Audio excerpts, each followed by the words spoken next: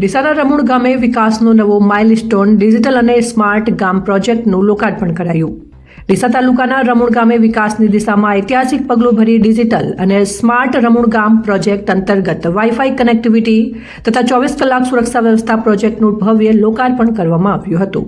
રાજ્યના કેબિનેટ મંત્રી પ્રવીણભાઈ માળીના હસ્તે આ પ્રોજેક્ટનું ઉદ્ઘાટન કરવામાં આવ્યું. આ પ્રોજેક્ટ અંતર્ગત સમગ્ર ગામમાં હાઈ સ્પીડ વાઈફાઈ સુવિધા ઉપલબ્ધ કરાવવામાં આવી છે, જેના કારણે વિદ્યાર્થીઓને ઓનલાઈન શિક્ષણ, યુવાનોને ડિજિટલ સેવાઓ અને ગ્રામજનોને સરકારી યોજનાઓનો લાભ સરળતાથી મળી રહેશે. સાથે સાથે ગામમાં 24 કલાક 7 દિવસ સીસીટીવી કેમેરા સ્થાપિત કરવામાં આવ્યા છે, જેનાથી ગામ વધુ સુરક્ષિત અને સજાગ બનશે.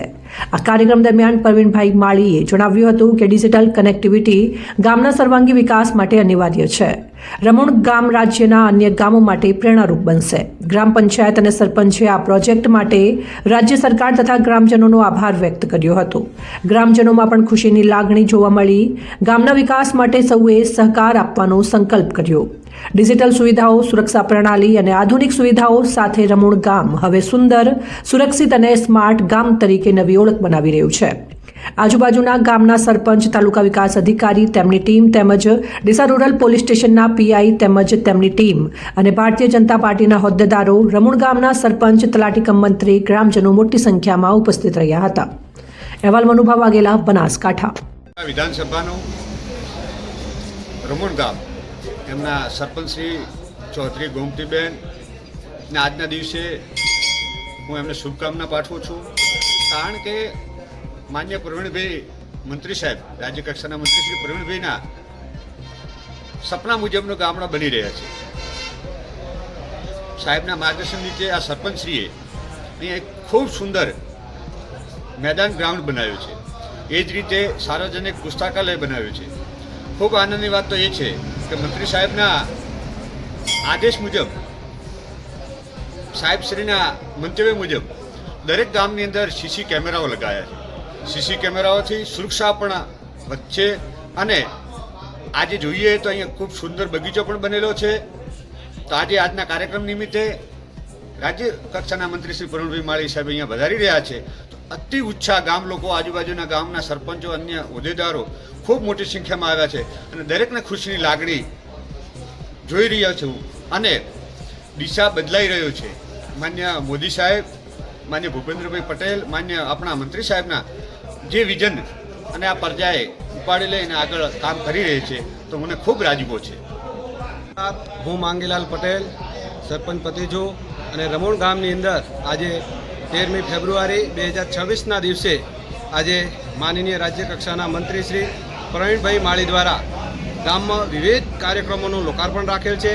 એમાં સૌથી સારી બાબત એ કહેવાય કે આપણે સિટીની અંદર જેવી સુવિધા જે મળી રહી છે એ હવે ગામડા લેવલ સુધી પહોંચી છે. અને આપણે સરકારશ્રી દ્વારા, ગુજરાત સરકારશ્રી દ્વારા આપણે અદ્યતન લાઇબ્રેરી ગામડા કક્ષાએ બનાવી છે.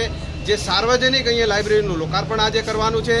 એની સાથે સાથે કે જે સિટીની અંદર જે લોકોને જવું પડે, બરાબર, તૈયારી કરવા માટે, સ્પર્ધાત્મક જે તૈયારી કરવા માટે લોકો જઈ રહ્યા છે, તો એવા વિદ્યાર્થીઓને અહીંયા ગ્રામ્ય કક્ષાએ જે સુવિધા મળી શકે એવા હેતુથી ગ્રામ પંચાયત દ્વારા એક સરસ મજાનું રમતગમતનું સ્પોર્ટ્સ ગ્રાઉન્ડ, જેમાં ક્રિકેટની સુવિધા હોય, વોલીબોલની સુવિધા હોય, રમતગમતનું પૂરેપૂરું મેદાન છે, ટ્રેક છે દોડવા માટેનું, જીનિંગના સાધનો છે, આ તમામ સુવિધાઓ પૂરી પાડતું એક સરસ મજાનું રમતગમતનું મેદાન બનાવ્યું છે. એ પણ રાત્રે 12 વાગ્યા સુધી તૈયારી કરવી હોય, રમવું હોય એવું ફૂલ લાઇટિંગ સાથે, સ્ટેડિયમ લાઇટિંગ સાથે સુવિધા યુક્ત બનાવવામાં આવ્યું છે.